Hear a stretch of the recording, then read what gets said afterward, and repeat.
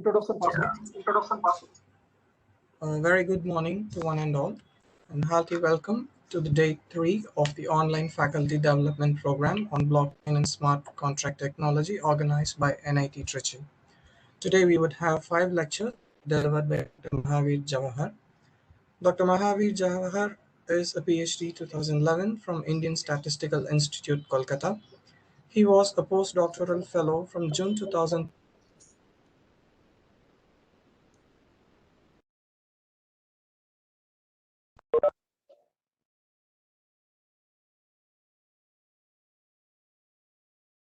to August 2014 with Professor Ray in the Department of Computer Science. He was working as a professor at New University. He is working as cryptography, algorithmic number theory, complexity theory, and finite fields.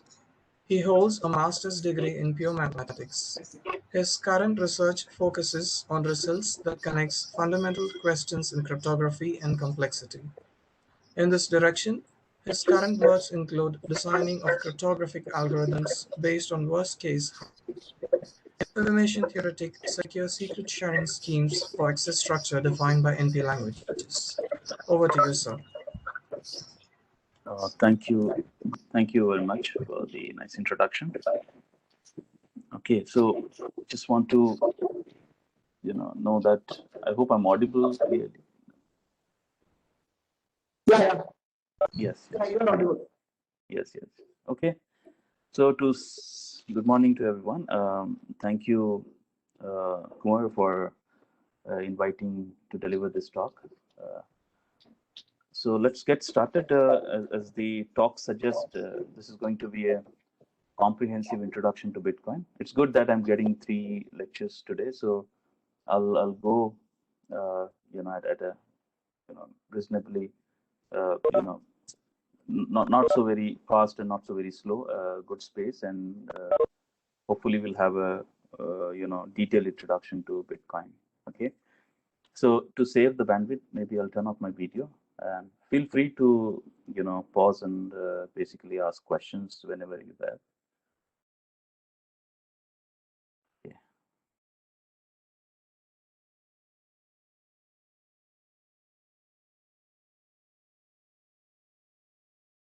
Okay. Okay, so so you see, now I guess most of you are aware that Bitcoin is basically a currency, okay, and at the same time it's also a payment network, okay. So like the usual fiat currency, for you take any fiat currency, for example Indian rupees, that's the currency, and of course then we have banking system, which is basically constitute the payment network, okay. For example, debit card, credit cards, and so on.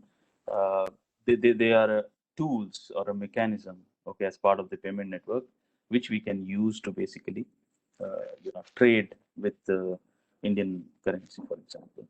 So in a similar line, Bitcoin is also both a currency and a payment network. Now, when it comes to introduce Bitcoin, there are 2 prominent way we can follow. One is basically we discuss how a traditional fiat currency, okay, and different payment networks for that currency work, and then basically discuss the kind of problems that they face, okay. And with that understanding, we can then introduce Bitcoin as a sort of a breakthrough solution, which addresses those problems faced by the traditional fiat currency and their payment networks. That's one way to go about it, okay. Another way, I mean, this usually takes time, and this is good for basically running a course, okay.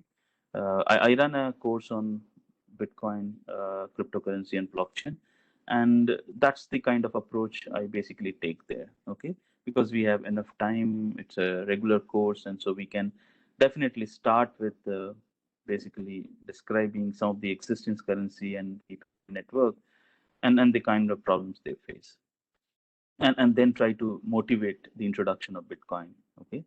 Another way, which could be good when you give a talk, okay, where you just have to, rush through. So therefore, this is also very good, which is basically start discussing Bitcoin right away. Okay, after all, it's a currency, so we have some sort of understanding that what do you expect, what are you going to expect from a currency. So therefore, we can start discussing Bitcoin right away, and then basically present its new feature as we basically go along discussing the Bitcoin. Okay, so that's another way, and of course we will opt this way of introducing Bitcoin for the talk. Okay, so that basically means right away we will have this question. So you want to learn about Bitcoins. So the immediate thing would be what? Maybe you want to acquire Bitcoins. Okay. So and basically the process of acquiring Bitcoins and then the process of spending Bitcoins might give you a good idea about how this whole system work. Okay. Whole system works. So at this point, maybe you can, back in your mind, you can think, if you want to acquire a certain fiat currency, you would have to go to a bank, okay, uh, which is part of a payment network, and you can basically get the money from there. Okay. Similarly, for Bitcoins, there is this Bitcoin network. We will slowly unravel this network, but at this point, you just imagine, as I said, this is a payment network. So it's after all a network, and then in this network you have different nodes, and these nodes you can think of them as like banks for this point. Okay, different banks, but don't worry about this. We can keep the details of the Bitcoin network at this point not very clear. Okay, just imagine, uh, you know, this is the network where you can perhaps get Bitcoins, and you can use that network also to spend Bitcoins and so on. Okay, so now the question is that, as a user, okay, my question is that how do I acquire Bitcoins? Okay, how to acquire Bitcoins? That's the first question. Okay, I just want to get started by using Bitcoins. So the first question is that how do I acquire Bitcoins? So there are two ways, you see, uh, by which you can acquire Bitcoins. One is this: you have some fiat currency, okay, or maybe some other cryptocurrency, okay. For example, I have listed here two fiat currency. You can have other fiat currency, or you can have other cryptocurrency also, and you just have to use those cryptocurrency and basically reach out to the network, and in return you might get Bitcoins. Okay, that's one way to get or acquire Bitcoins. Another way is you have to do some kind of work. Okay, so we will come to that part. So you have to do some kind of work, and in return you can get Bitcoins. Okay, so as a user, there are two ways. Okay, so we will start with the first way, and then we will see what we have to do uh, in order to basically get Bitcoins this way. And in this process, we will develop some concepts of the Bitcoin. And then we will come back here, and we will also explore uh, what do we mean by doing work and getting in return Bitcoins. We will discuss that, and that way we'll again develop some of the other concepts of the Bitcoin. And by the time we will cover both of these two, we will see that we will have a good idea about the entire network, entire Bitcoin, how it works, and so on, including the details of the Bitcoin network and so on. Okay, so at this point, again, you are a user. We are going to focus on this part. You have some fiat currency, you want to spend that, you want to reach out to the Bitcoin network, and in return, you should be getting Bitcoins. Okay. Now, receiving Bitcoins is what? The first way we are going to discuss. At this point, we can, compare this process of receiving Bitcoins, uh, with the way we acquire traditional fiat currency by opening a bank account. Okay, because when you say I receive Bitcoins, uh, these Bitcoins are basically not physical, currency. So therefore, you need some sort of account where you will receive bitcoins. If they are a physical currency, you can just perhaps receive them in person, but they are not. So therefore, they're digital, data. So therefore, when you receive it, you basically receive it some account. So similarly, like when you have a bank account and you receive money at your account, similarly, you have to have a Bitcoin account to receive Bitcoins. Okay. So in the traditional way, what are we going to do? We have to open a bank account to basically acquire traditional money. Okay. So when we open a bank account, we do our KYC, and what do we get? We get an account number. Okay. And we also get a secret PIN. Okay. And the account number is basically used to receive money. So if you want to receive money from others, we share our account number and we receive money, and basically bank then certify that your account has certain amount of money which you have received. Okay. And they keep track of all the transactions. Okay. Which is basically depositing money to your account and so on. But then you also want to spend money that is available at your account. For that, of course, you use your secret pin. Okay. So secret pin is what? That is, you use first to establish ownership of the money that is available at your account, basically establishing ownership of the account by convincing it to the bank. And then, of course, you can use your secret pin to basically approve transaction, which is basically spending money from your account or transferring money from your account to others' account and so on. So that's the traditional way. We know very well, okay, about this. Now, we can expect a similar thing in the Bitcoin. So users in Bitcoin, okay, now, but I mean, we see, we will expect a similar kind of a process, but it is also interesting to see the crucial differences that will also you will notice when we look at this whole process of opening Bitcoin account, and maybe going forward in many other steps. Okay, when we compare it to our traditional way of banking. Okay, so the first step is in the traditional banking, we go to a bank and we do the KYC, and we basically obtain this pair of information, account number and secret PIN. But in Bitcoin account, do we go to a bank? Of course not. Okay, we don't go to bank, but still we have to open an account number. Okay, a Bitcoin account number. Now, interesting thing is that you can write a small program, and you can run the program, and you can basically create a pair like this. And that is interesting, that you are going to open a Bitcoin account number, and you don't have to visit anybody.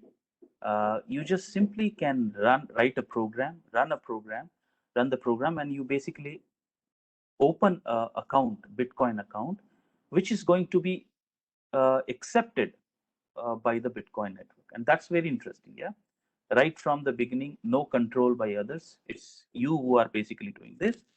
But of course, you cannot run any program. The program that you're going to run or write, that follow certain standard instructions. Okay. Uh, so therefore, so if you are a seasoned programmer, you can look at the instruction and you can write your own program. Or other way around is what? You basically acquire a client. This could be a web client or a mobile client, who has basically who just comes configured with that program, and you run that program, and basically your account is opened. Okay, but these are open source clients. Okay, so you can just get any of them, and basically, but all of them actually implement the same program. Now, forget about that part, but what is this program is going to do? What are the steps, and what is finally you get? So the steps are as follows. This program, when you're going to run, this program is going to generate a pair of public key and secret key. And what is this public key and secret key? So this program is basically running the key generation algorithm of a digital signature. Okay. So which digital signature? Of course, the digital signature algorithm that is run by this program, okay, is basically ECDSA. Okay. ECDSA, digital signature algorithm, And when you run this program, basically you're running the key generation algorithm of the ECDSA algorithm. And as a result, you basically get a pair of key, a public key and secret key. Okay, that's and we will come back. We will come to a few details of this algorithm, but I expect all of you to understand and know digital signature and the key generation algorithm. But yes, that's what it gets. And then once you get this one, your secret keys basically work like a secret pin, but your account number is basically obtained by putting encoding, some sort of encoding, standard encoding, uh, you know, basically, Bitcoin has provided, and that encoding you apply on the public key, and as a result, what you get is basically your account number. So your Bitcoin address is basically this. So the Bitcoin account number is also called Bitcoin address, and so therefore Bitcoin address is nothing but the encoded version of your public key. Okay, and when you want to receive Bitcoins, you have to share your Bitcoin account number, which is same as basically sharing your Bitcoin address, and then you hope that you will receive some Bitcoin, which will be reflected at your Bitcoin address. And at a later point, when you want to spend those Bitcoins which are available at your Bitcoin address, of course, you have to make use of secret key, which is like saying that you make use of your secret pin. Okay, so secret key to establish ownership of the money, and therefore you can basically use it to approve transaction spending Bitcoin from your account which are available at this Bitcoin address. So that's what the process. It's exactly what it is. What you do with the traditional bank, that's what it is.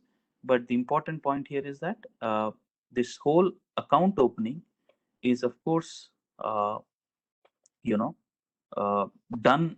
It can be done uh, just by yourself. Okay, or you can basically get a open source software and you can generate these key pairs. Okay, that's important. Okay, so Bitcoin address, again, you run the algorithm, you have a pair of keys, and the public keys you provide some encoding. We will talk about this encoding, and you get a Bitcoin address. Up to this point, that's all. You can, I mean, you can right away go and open a Bitcoin account address, but you will not have any money. But that's the first step. If you want to receive money, Bitcoins in the future, you have to have an account. So that's done. Okay, so this picture basically gives you a summary of that. So as I said, for example, Alice here, it wants to basically spend its traditional money and get Bitcoin. So for that, Alice will have to have a Bitcoin account. Okay, and for that, here you can see I have put a wallet, sign there. So which is like a software client. Okay, and Alice acquired one such client, and that client's basically, I mean, this mobile wallet basically generates a key pair, a public key and secret key for Alice, and the Alice Bitcoin address is basically encoded version of the public key, and the secret key is kept secret with Alice. Similarly, Bob might look forward to do some work and get Bitcoins, and for that also, in order to receive Bitcoins in the future, it must have a account. So therefore, Bob also has acquired a mobile client and mobile wallet, and the mobile wallet has generated a pair of key for Bob, and the encoded version of the public key is basically the Bitcoin address of Bob. Okay, so that's what it is. Okay, so now we want to go ahead. We want to talk about this encoding a bit, and this is important because, as I said, you really want to know what exactly it is, because if you want to do some sort of research in this area, you have to know full details of all of this, okay, in order to make contribution. So we want to know what is this encoding. Okay, and it's not very difficult. And of course, what is the key pair?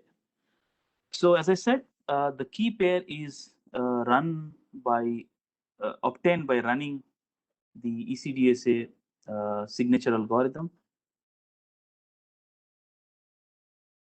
I have a question. KYC will be required to open Bitcoin account.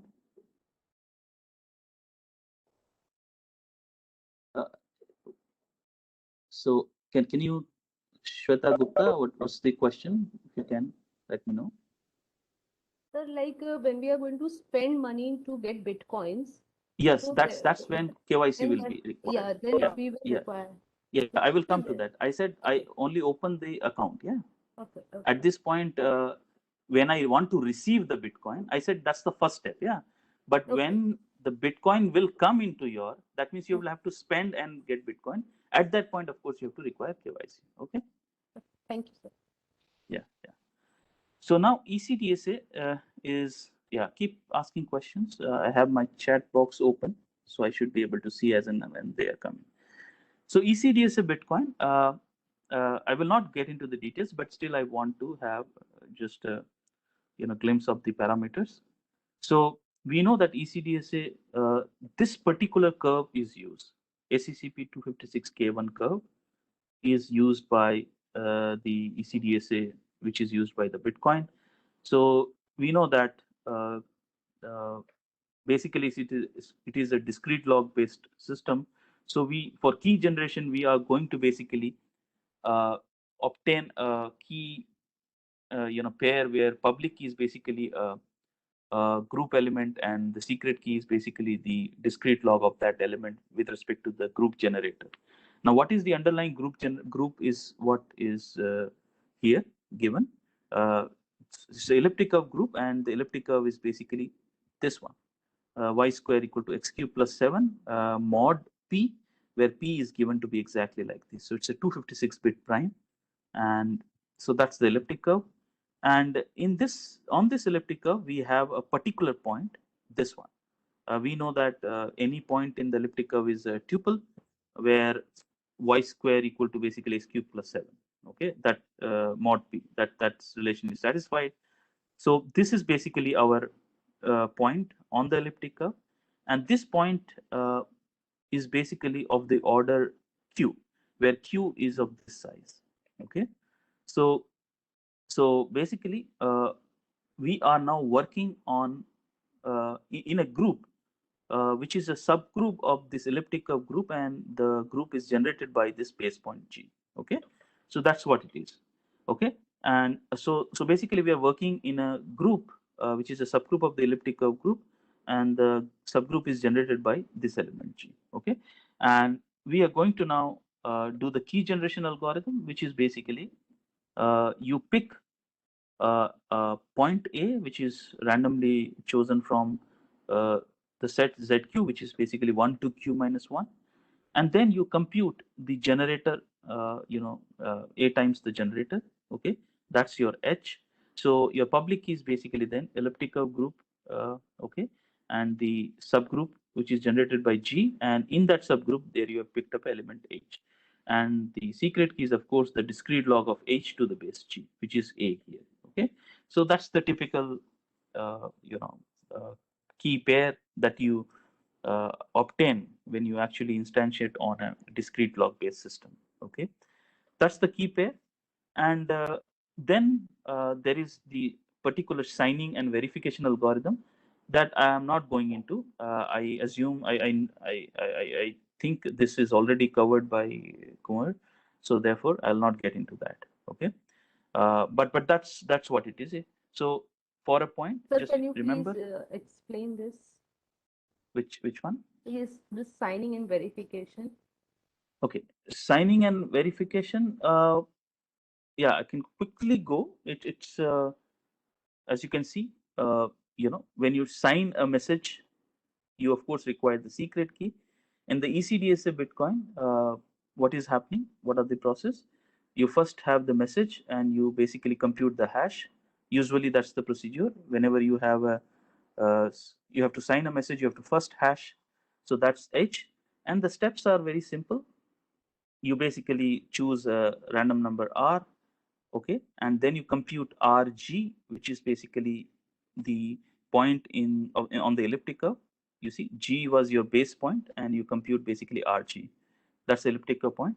Now RG is an elliptic curve point, so RG can be written as a tuple, okay, Sir, I because mean in the blockchain, when the uh, key generation is done, hmm, after that, this digital signature is, in the blocks. how does this verification method takes place? That I want to know. In the Okay, blockchain, in the Bitcoin, actually, this methods I yeah, understood. That's I okay. told So that. that, yeah, so that's, we will come to that. This is just, we will actually see what is the importance of the signature, where is signing happening, where is verification happening. All of it will happen. Okay, don't worry. So if you know this, this is like, I mean, the first signature, so it's the variant of the Schnorr signature. Yeah, Schnorr signature is given on the subgroup of ZP star, but this is simply given on the elliptic curve group. Okay, and this is the textbook signature scheme. So I'm sure all of you know.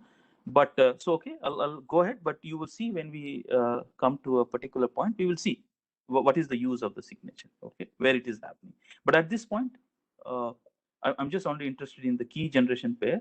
And as you can see here, the public key is basically H, and H is basically A times G, and H is like a tuple. You see, any points on the elliptic curve is basically tuple. That's important. G is XY, and when you multiply AG, that is also a tuple. So H can further be written as sum A comma B. Okay, okay, and these points always satisfy this equation. That's important.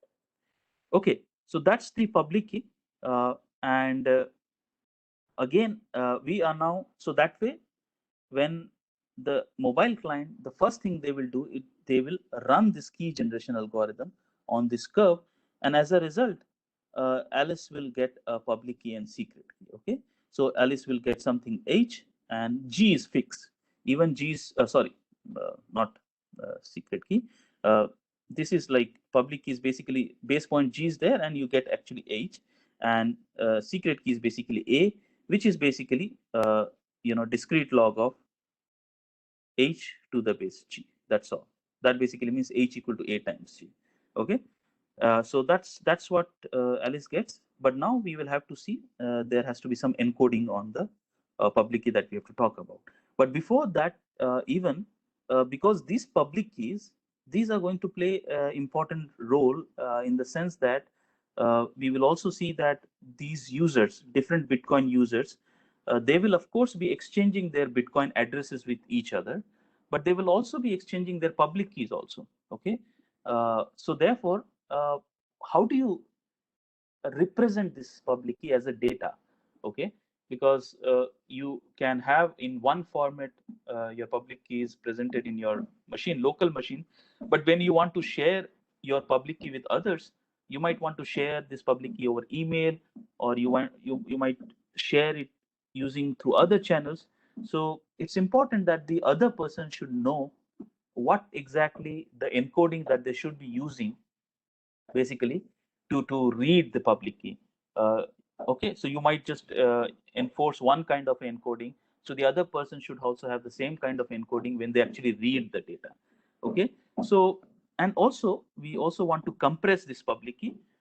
Important thing is that we also want to, because we are using this public key quite often, we will be transferring from one end to other end and so on. So we want to also compress it so that we save on data. And so first of all, as you can see here, the public key, what is the size of the public key? As you can see, E is elliptic curve defined over this group, where P is a 256-bit prime number. So therefore, these, any number which constitute an elliptic curve point, the entry in the tuple, each of them are actually 256-bit number. So together the size is basically 512-bit number. So the public key H component is basically 512 bits. Okay, that's important. But we want to basically further reduce it and so on. Okay, when we store the public key or transfer the public key. Okay, so there are two ways usually this is done. So when we actually, and this is called the serialization of the public key. So here you have H as the public key. It's the ECDSA public key. So Z1, Z2 are basically the the coordinate, and we know that basically means that Z2 square is satisfying this Z1 cube plus A Z1 plus B, and basically we can see that the elliptic curve is y square equal to x cube plus 7. So basically we can write it as Z cube plus 7 mod P. That's the relation that they satisfy. Okay, Now this is a public key. Now, so this is 256, so 512 bits for each. Now, when you share your public key, for example, here you, Alice may be sharing the public key with Bob. Bob just want to tell Alice that whenever you are sending the public key, maybe you send it in a specific format. Okay, so we have two ways to represent the public key here. One is called uncompressed version, and one is the compressed version. Uncompressed version is basically, you don't do any compression on the public key. You basically turn the public key into the hex notation. So these are 256-bit number. So you just have the hex representation of the hexadecimal representation of this coordinate. So that's what it is here. And just prepend this with the byte, which is 04. Okay, written in hexadecimal, so 04. So therefore this is, so therefore as you can see, what is happening here, you have 512 plus 8, so total 520 bits are used to represent uncompressed ECDSA public key. And when you have an uncompressed public key, this will always start with the first byte as 04. So immediately when you receive a public key and the first byte you look at it, if it is 04 in hex, then you know that it is actually uncompressed public, and you know what is to expect. Okay, you know the rest of the 512 bits are basically split into two parts. The 256 bit is the Z1 portion, and the next 256 is basically Z2 portion, and that's your whole public key. But then there is an interesting way to compress the public key also, exploiting the relation. What is the idea here? Key idea?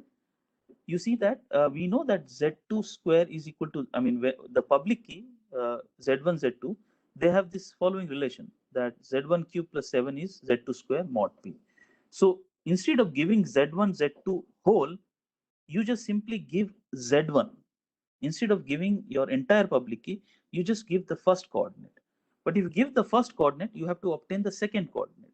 But you know that the second coordinate is obtained as follows. Z2 square equal to the second coordinate is basically, can be obtained by solving this equation. Okay, so this is basically unknown now. So you are looking, so your first coordinate is given. So you compute Z1 cube plus 7, do the mod P, and then you basically solve the equation x square is congruent to this. If you call it m, then x square congruent m mod P.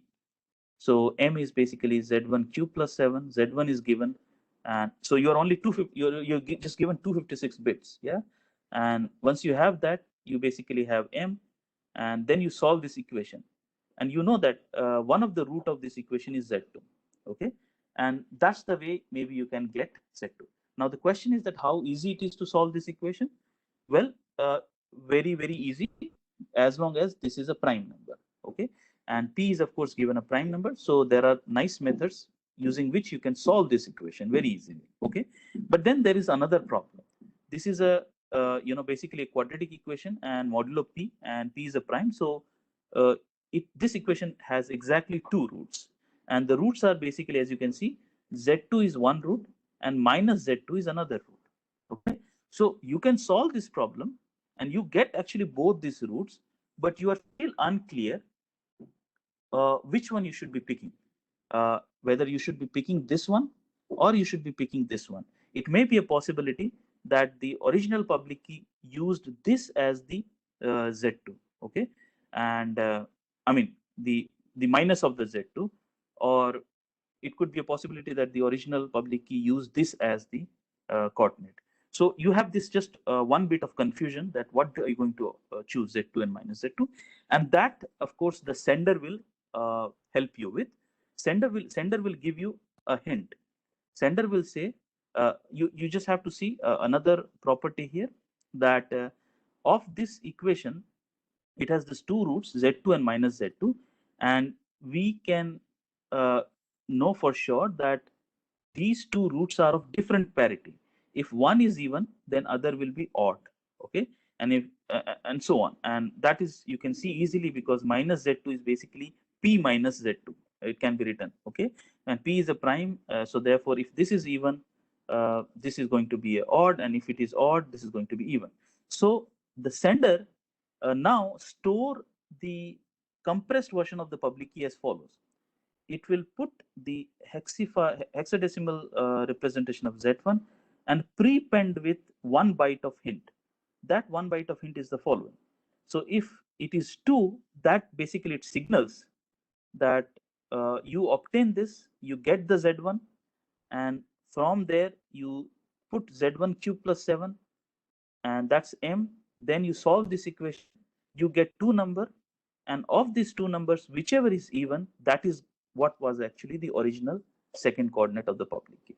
And if the sender gives you this hint that the first byte of this compression is basically 3, that basically says that when you do all of this from this, of the 2 things, you should pick up the one which is an odd number. So that's how you are putting the 512-bit public key into what? 256 plus 8 bits. Okay, so that's how you compress 512 bits to this bits. So this is how you actually do the serialization of the public key in the hexadecimal representation. Okay, so your entire public key, let me again quickly mention here. So your entire public key, either it could be uncompressed version or it could be compressed version. And so uncompressed version is 512 plus 8 bits, and compressed version is basically 256 plus 8 bits. Okay, and uncompressed version will always start with first byte as 04 hexadecimal, and compressed version will start with either 02 or 03. And you know that how to use this hint by to basically recover the entire key. So that's how we have the serialization of the public. Any question here at this point?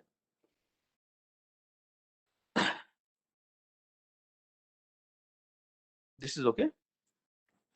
Fine. So let's move ahead. So that's about the compressed version. Now we'll go ahead and look at the encoding of the public key. Okay, what encoding happens on the public key? Okay, so the encoding that Bitcoin uses is basically called base 58 encoding. Okay, and we just have to see what is this, and it's very easy. Okay, so base 58 encoding is the following. You take input, which is basically a byte string.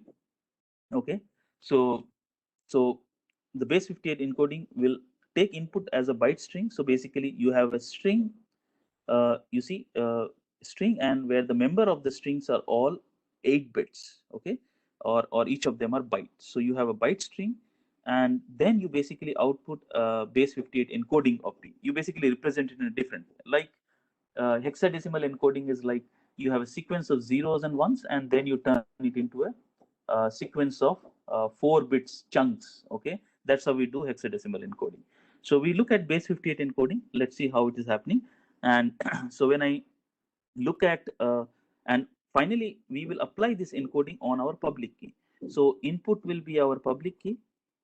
For example, public key will be maybe in a compressed or uncompressed format, but the important thing is that it is in compressed or uncompressed form. It is actually a sequence of bytes. The uncompressed is 500 and plus 8. So basically they have 512 by 8 plus 1. These many bytes basically, in the uncompressed version. And in the compressed version, you have 256 by 8 plus 1. These many bytes in the compressed version. So basically your public key is basically sequence of bytes, and then you are going to apply base 58 encoding on the public key. Okay, how this is done? It's very easy. So basically we have sequence of bytes.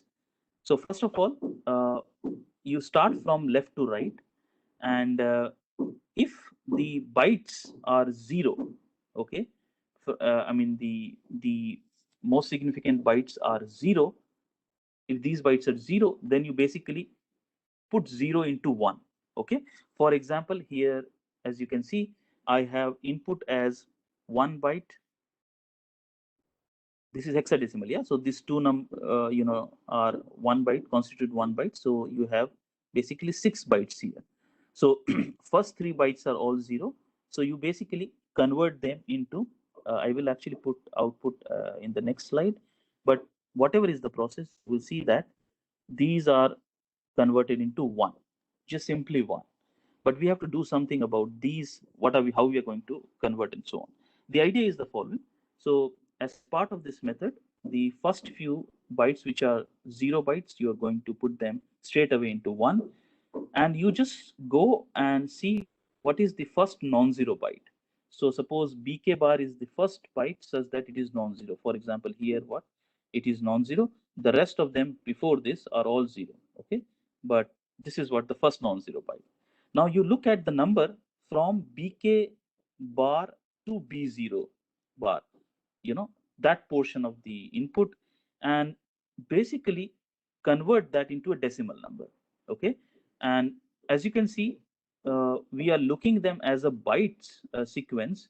So basically here, as you can see, this is you can see, for example, it has 6 bytes: B0, B1, B2, B3 bar, E4 bar, and BY bar.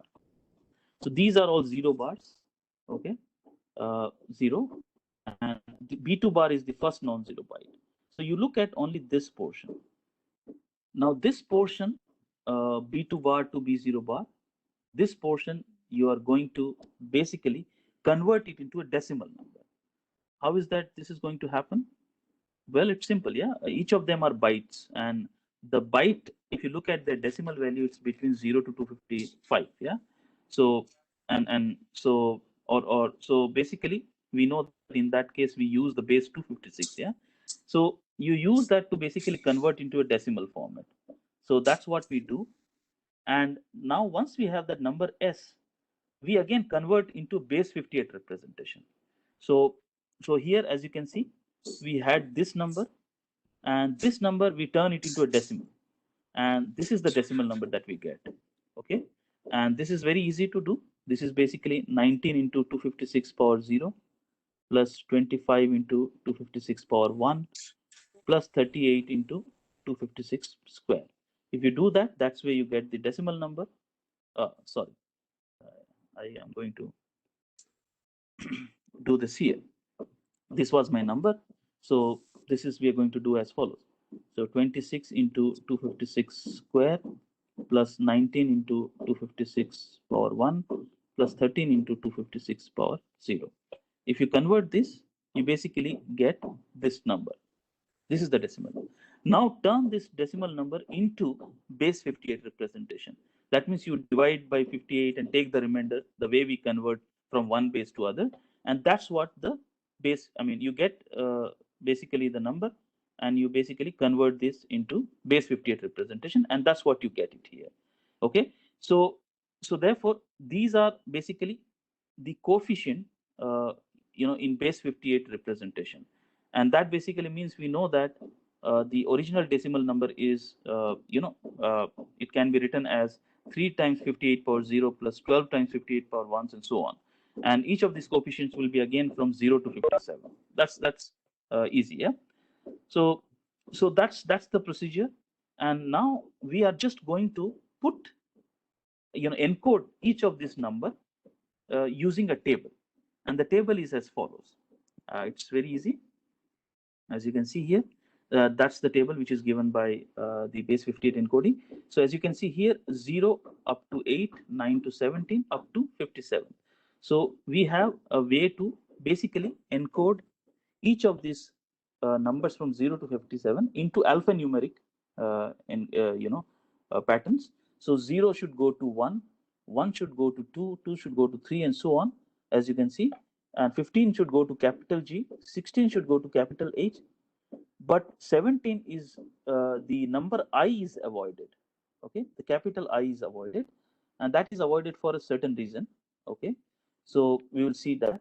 Similarly, now 21 goes to N, but 22 is not going to O. So capital O is also avoided. Similarly, here small L is also avoided. Okay, so these three numbers are avoided. Usually the reason is the following, because if you have capital O, you are not really sure that, because these public key, often these addresses, we also, like our bank account address, we exchange with each other. Yeah, okay, the slides are not moving. Is it okay? Are they moving now?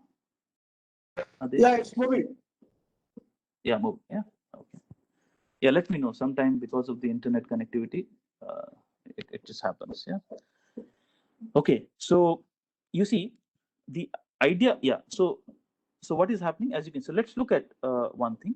So for example, this is my input, and so the encoding, as you see, these are the first zeros. They are going to convert into 1. Then the rest of this is these 3 numbers.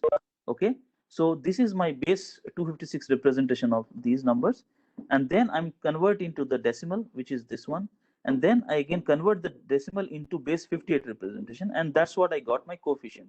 Okay, now I look at the table. In the table it says 12 should map to capital D, so I put 12 as capital D. 46 should be mapped to, as you can see here, small o, so I put it small o here. 46 small o.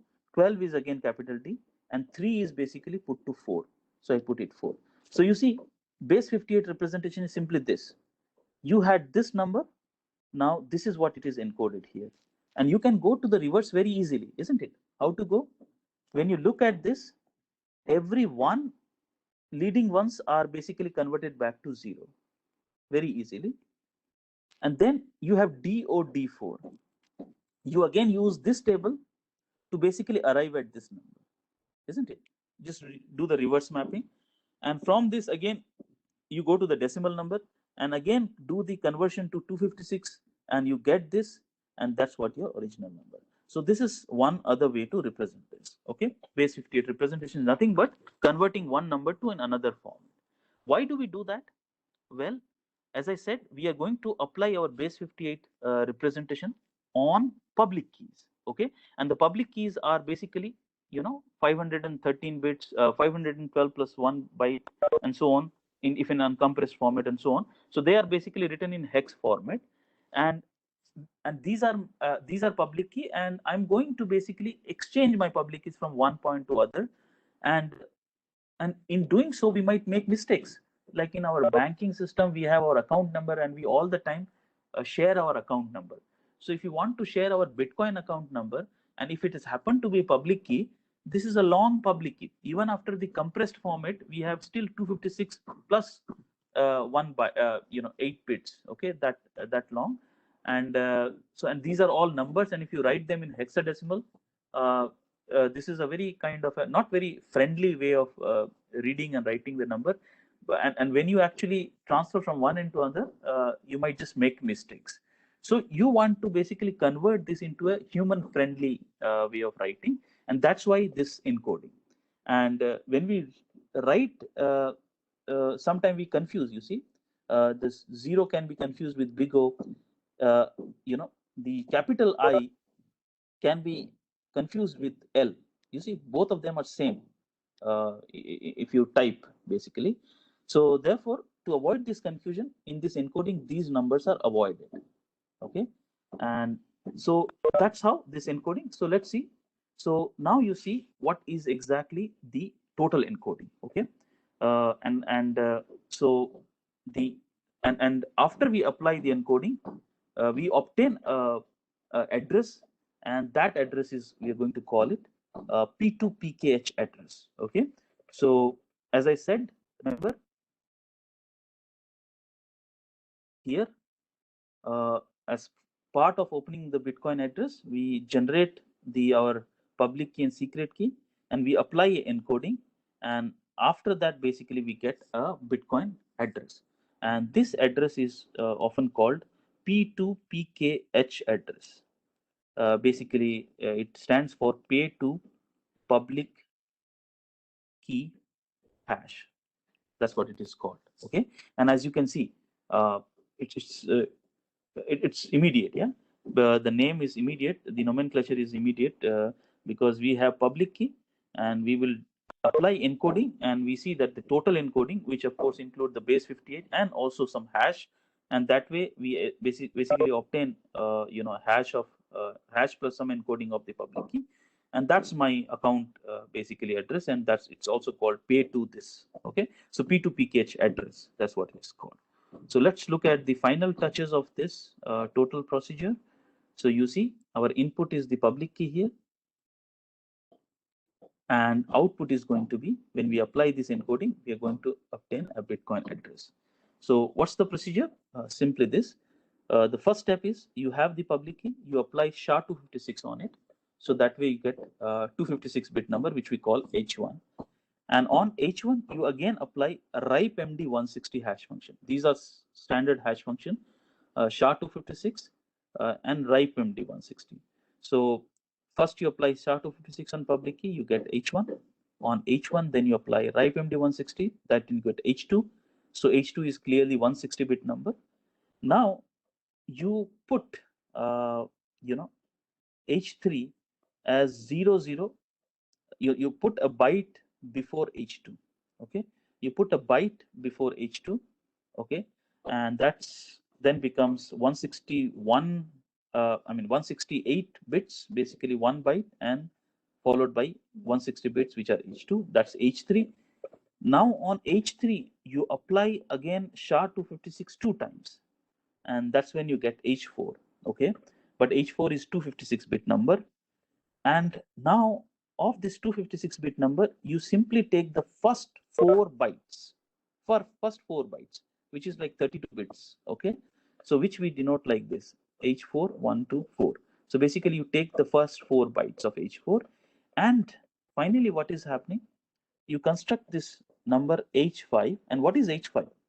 H5 is simply this byte H2, and so you see this is basically, we write it as A, but A is simply this 00 followed by H2, and then followed by the first 4 bytes of H4.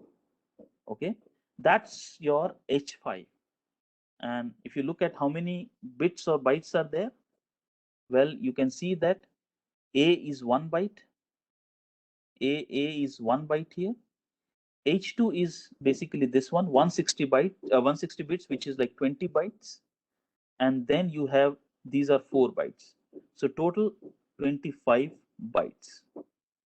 Okay. And this is your H5. You write this H5 as a byte string of 25 bytes. And then you apply base 58 encoding on H5. Okay. Base 58 encoding on H5. Okay. And once you apply that, the result is your P2PKH address. Okay, so that's how you obtain. Okay, let's have a look. Okay, one of such addresses, and we again come back to here. So for example, this is one kind of P2PKH address. Okay, P2PKH address, and as you can see, the address looks like this. But how this was constructed, this address? Well, the idea is that this the client first generated a public key and secret key pair. Then on the public key, you apply 256 SHA, then RIPE MD160. That's how you get H2. And then before H2, you put 1 byte, which is all 0. Then that's H3.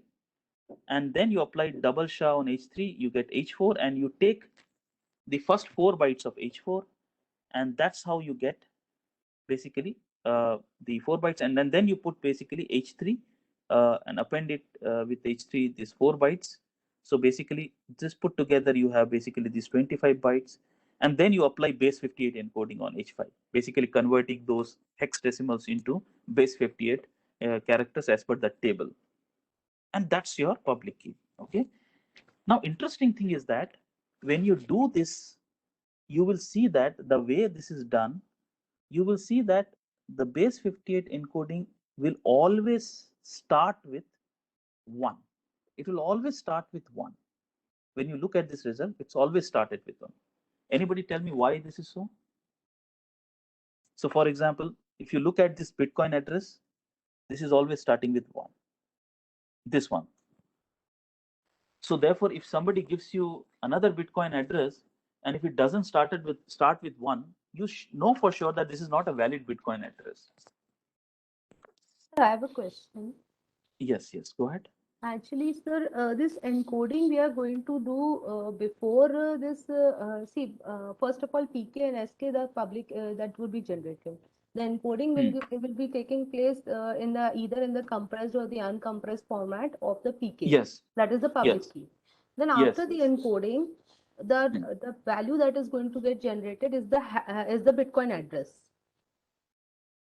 Yeah. Yeah. This is the Bitcoin address, as you can see here. Yeah. Hmm. So, Hmm. but now this and then this hashing is taking place or before simultaneously with this. I mean, this H1 when this step is taking place after the No. encoding.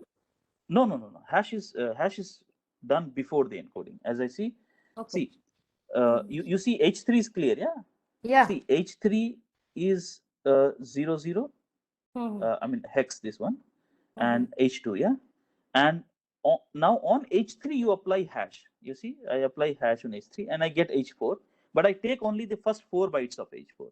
So finally, what I have 00 H2, and then the first 4 Okay. bytes of Okay. hash. Got it. Got And it. on this I apply the encoding.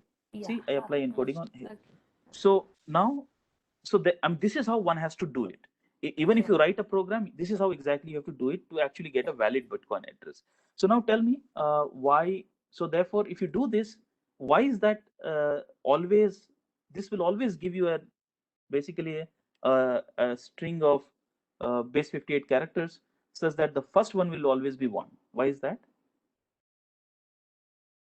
That's because I say when I As apply base. base Yeah, coding, go it ahead. was converted into 0 to 1. Yes, exactly. We always have 00 here. So that will always go to 1 by base 58 encoding. So therefore, you will always have starting with 1. So one kind of a P2 PKH valid addresses is what? This has to be start with 1. And if it doesn't start with 1, you know that it is not basically valid, A valid PPC P2. address. Yeah, that's one thing. But just because it is starting with 1 doesn't mean that it is a valid public key address. There is another check also, that is as follows. Okay, so let's see. So suppose you are given this address and you want to know whether it is a valid address or not. Okay, somebody gives you that this is my Bitcoin address and you want to at least know that this is a valid Bitcoin address or not. What are you going to do? First thing, you check whether it's starting with 1 or not. So that shows at least some kind of a confidence that it is. But this is not enough. The next thing you're going to do is what? This is, we know that this is simply something of this, yeah. So you do the reverse of base 58 encoding, yeah, because this number that you see, it is actually obtained by applying base 58 encoding on this number H5, yeah. So if you do the reverse of base 58 encoding, you should be able to obtain H5. That's true. See, Yes, sir. Yes, sir. that's possible, yeah. Now the next thing is that so I'll write it clearly, okay. So that, so we have here 00 H2 and H4 1, and on this I apply base 58, and then you get actually this number. Now when I have this address here, I can do the reverse of the base 58 encoding and I should be able to obtain this one. Now once I have this, do I have some more way of checking whether this is a valid thing or not? Using, we know that hash function has certain property. We know that what we expect here, this is of a 25 byte number, yeah. 1 byte here, sorry, 8 byte here, sorry, what is this, 20 bytes, yeah. 20 bytes here and 4 bytes here. So what we expect is a 25 bytes number. We see that, then we split this 25 into 1 byte, 20 byte and 4 bytes. Next we do what? We know that this 4 bytes has a property. What is the property? These 4 bytes are obtained as follows. We should apply hash again on these 21 bytes and then check the first 4 byte of the hash are same as this. Is it correct? Because that's what it was Yes.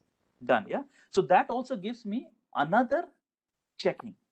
So to check whether this is a valid Bitcoin address or not. That's okay. So once I have this number,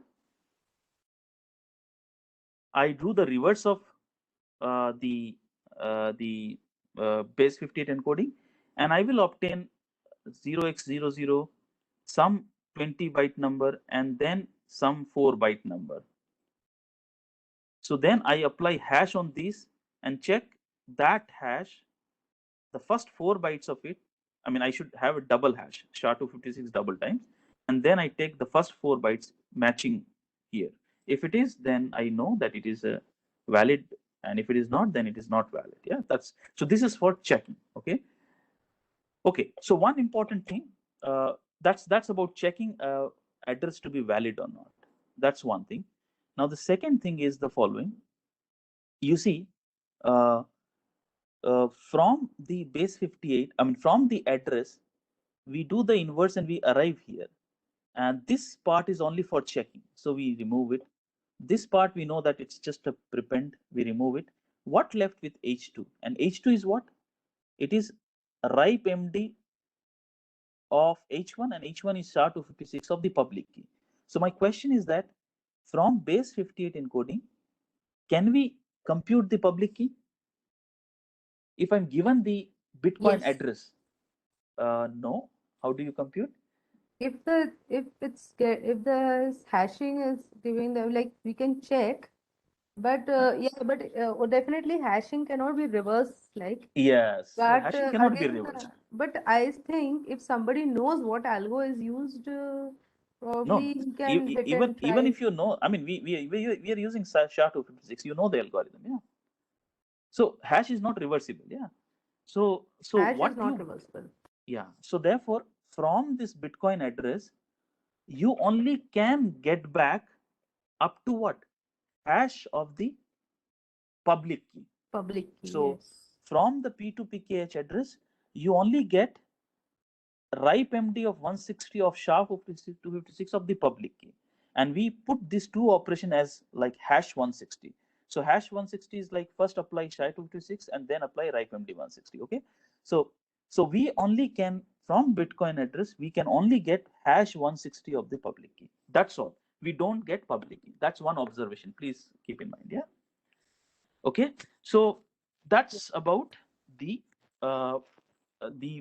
public key address, P2PKH address. Now, you see, this is one type of address, okay? And we will see that in Bitcoin, we can actually have few other types of addresses also, okay? I mean, I will see why other kind of addresses, but this is the most prominent kind of address we have here, okay? That's first thing. Now, the second thing is that, do you know that, I mean, in the Bitcoin, there are two kinds of networks. So when you look at this picture, this Bitcoin network, this is like real Bitcoin network. Yeah. So, and in the real Bitcoin network, you can, for real Bitcoin network, you can obtain a P2PKH address, which is always starting with 1. Okay. And that's your address, and you can use that address to receive Bitcoins. Okay. That's one thing. Now, and then you can of course make transactions to receive Bitcoins, transfer Bitcoins, and so on. And this is the real Bitcoin network. But then this network, the Bitcoin basically have also another network, which is also called test network. So test network is what? It's useful for doing simulation, or you want to develop Bitcoin based applications and you want to test them. You want to learn about this, and there is a copy of this network which is referred to as test network. And on test network, you can do what you can do on Bitcoin. So you can also have Bitcoins there on the test network. You can also have your own account number, and you can actually receive Bitcoin from on. But then those Bitcoins have no value, because when you obtain these Bitcoins, you don't really spend money. You just obtain fake Bitcoins. Okay. And you can do transaction, but those transaction will go to the test network, and there will be programs running as basically fake miners but they will do what the real miners are supposed to do, but they do it a most slightly easier way and so on. So so basically this is a simulation of the main network. It is called test network, and it's very useful. Okay, now so therefore you will also have addresses which are going to be valid addresses on test network, but these addresses cannot be valid addresses on the main network. Okay, how those addresses are obtained? It's very simple. So what is happening? You will also, for the test network, you will also obtain a Bitcoin address, and the idea is same. You will still obtain the pair of public key and secret key, and you do still this process, but just simply one place you will actually do slightly different.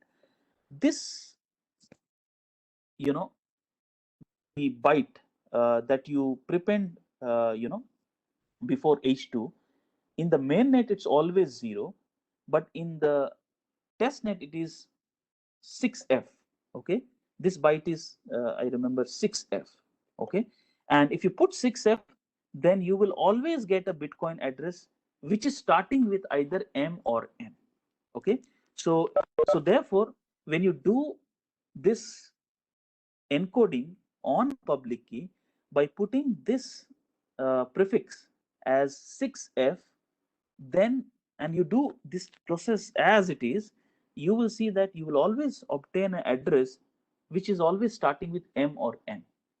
And so therefore, whenever somebody gives you a Bitcoin address and say, this is my Bitcoin address, and if that address is starting with M or N, then you know that this is a valid Bitcoin address, but this is only valid on the test network. So you cannot receive real Bitcoins on the main net on that address, because if the moment you give this, the real Bitcoin network or the main network will not accept it. Okay, they know that it is for its address which works on the testnet. Okay, so here is a couple of other here is basically a summary, and there are a few other things which I haven't spoken about, but now you should be able to get hold of them very easily, because they are also done pretty much the same way that we have covered for the P2PK addresses. Okay, so if you look at the mobile client, what are the steps it does?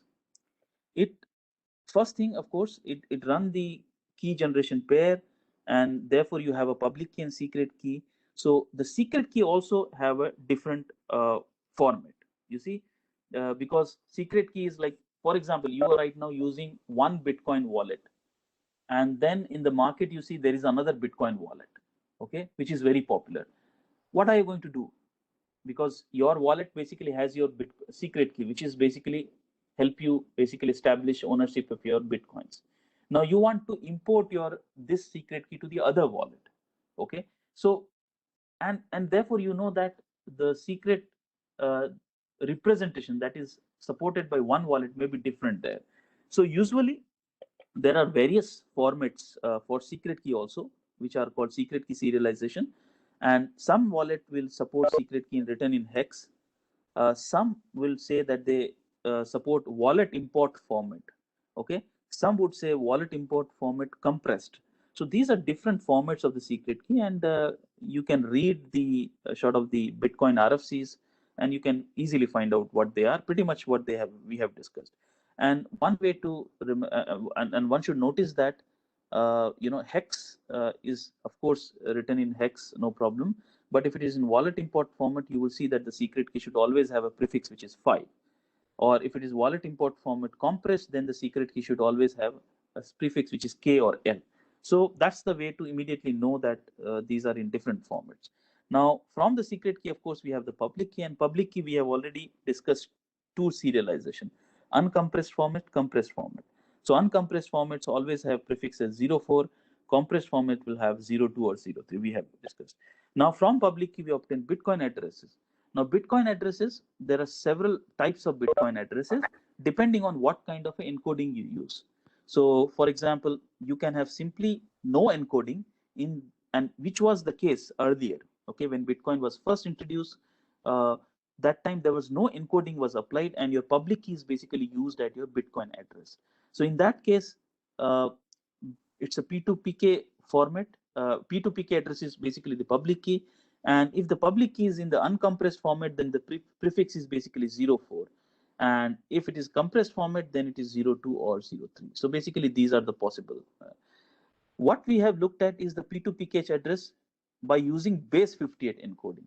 And as you see, the base 58 encoding you can apply for your public key address on both mainnet and testnet. If you do the mainnet, it will always start with prefix as 1.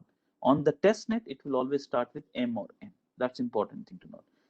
Then, other than base 58, there is also BEC32 encoding, similar to base 58. And as you can see, this is like 32 base is used for this. And this is when you apply this encoding, when you apply, then you apply this on public key and you get actually a P2PKH address. But when you apply this encoding, the mainnet addresses will always start with BC1 and the testnet addresses will always start with TB1. Okay. Similarly, there is also address called P2SH, pay to script hash. That's where more of like smart contracts will come in, and we will see that they will always start with 03 or basically 3. Okay, when we apply base 58. Okay, we will come to that. Okay, and when we apply BEC32, they will have some other prefix. We'll come to that, but this we will come to that. But right now, this we have very clearly. This is the most popular. Okay, so here are examples. So for example, this is a valid Bitcoin address, and by looking at one, you see it is a P2PKH base 58 encoding.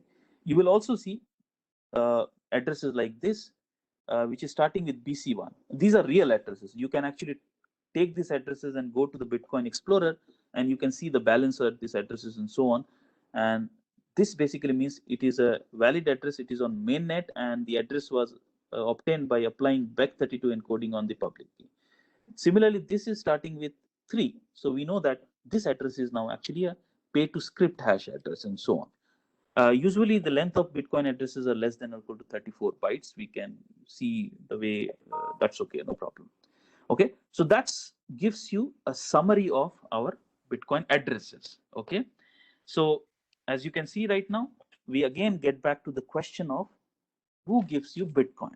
Okay, so at this point, how we started with how to acquire Bitcoins, and we said to acquire Bitcoins, there are 2 ways. One way we wanted to see, which is what you give money and you get Bitcoin. But in order to get a Bitcoin, you have to have a Bitcoin addresses, and that we have covered completely. So you can have a pair of public key secret key, you apply a specific encoding, and you have a P2PKH address. Okay. Now you're ready to receive Bitcoins, but now you're ready to acquire Bitcoins. You, whatever is needed, you covered it. But now who gives you Bitcoins? You said, we said like we give money, but who do we give money and how do we get? So the idea is that you will be giving money to somebody else who already have Bitcoins. Okay, but how that person got the Bitcoins, we will see. But right now, the assumption is that if you are a user, you just started with the Bitcoin network, you got your wallet, you got your address, and then you're ready to spend your real money, but you want Bitcoin in return. So you have to reach out to somebody who already has a Bitcoin. So here, for example, Alice would reach out to Dave, and Dave address is this, as you can see, which it constructed using a wallet. And you are going to, Alice is now going to share its real money, transfer real money to Dave, and it also share its own account, the P2PKH address account, to Dave. And basically, Dave is going to give you, basically, it's going to transfer some Bitcoins to Alice. And for that, it's going to make a transaction. So it's going to make a transaction. Here we say T, D goes to A. That basically to reflect that it's D for Dave is making a transaction to A for Alice. And we will have to see what is that transaction looks like. And but at the end, we will see that this transaction will be, put into the Bitcoin network by Dave, and the Bitcoin network will decide validity of this transaction. And if they are okay, then they are going to transfer some Bitcoins to Alice. And that's how Alice will have Bitcoins. Okay, and we are going to look into this. Okay, so we are now going to look into the transaction, but at this point, shall we continue or we are going to take a break? I think we're done with the, no. Are you there, Kumar? Yeah, if you wish, you can take the break. Okay. So let's have a Yeah. how much? Yeah, I mean 15 minutes. 5 minutes. 10 minutes. Yeah, 10 minutes. Yeah. 10 Okay, minutes. 10 minutes. 10 minutes. Okay. Let's have a 10 minutes break and